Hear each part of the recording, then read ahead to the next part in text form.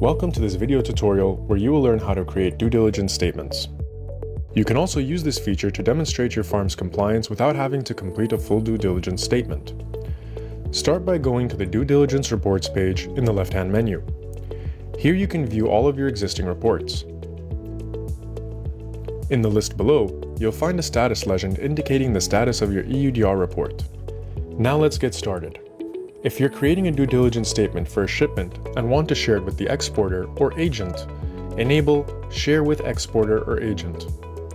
Then you enter the agent's email address and all the relevant information will appear. Then you enter the outturn number. The EUDR reference number and the verification number are provided after the statement is uploaded to the EU system. Next, you select the type of activity. Is it a domestic shipment, import, or an export?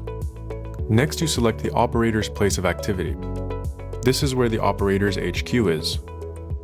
Then you select the country of entry, which is the country that the shipment will first enter from. You can optionally add some comments, and you can also add the container information.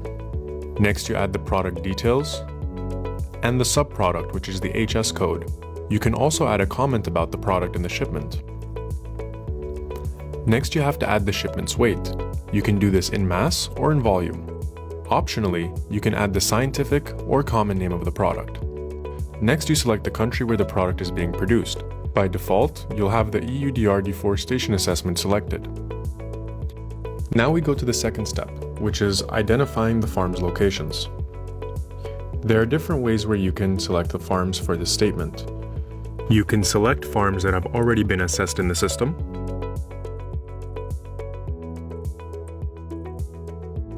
You can upload an external file format.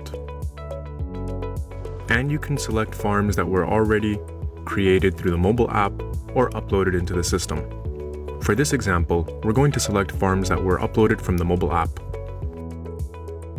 Click Next and go to the third step, which is the location verification. Here you can review your farms and decide if the locations are correct or if there's any mistakes and you need to remove the farm from the shipment.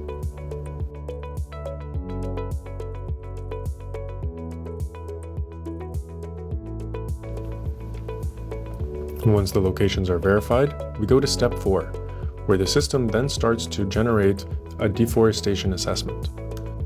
This assessment checks all farms for deforestation. You can look at the detailed assessment by clicking on the clipboard icon and going to View Assessment.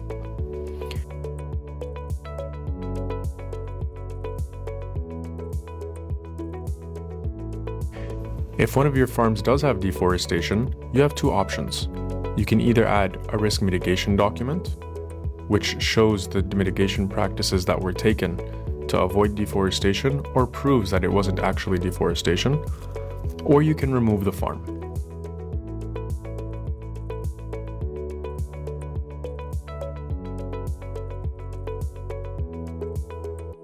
In the next step is the regional risk assessment. Here's where we see if the farms are overlapping with any protected or indigenous areas. Similarly to the last step, you can add a risk mitigation document or remove the farm from the shipment. When we're satisfied with the risk assessment, we go to the final step.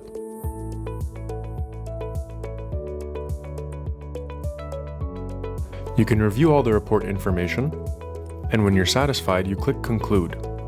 Once you click Conclude, you can no longer go back to edit the statement.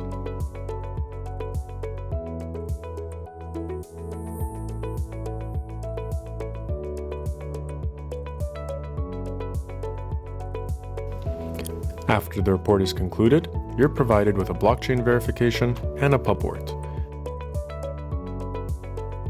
And you can also download the report in PDF or JSON format. Thank you for reviewing this video.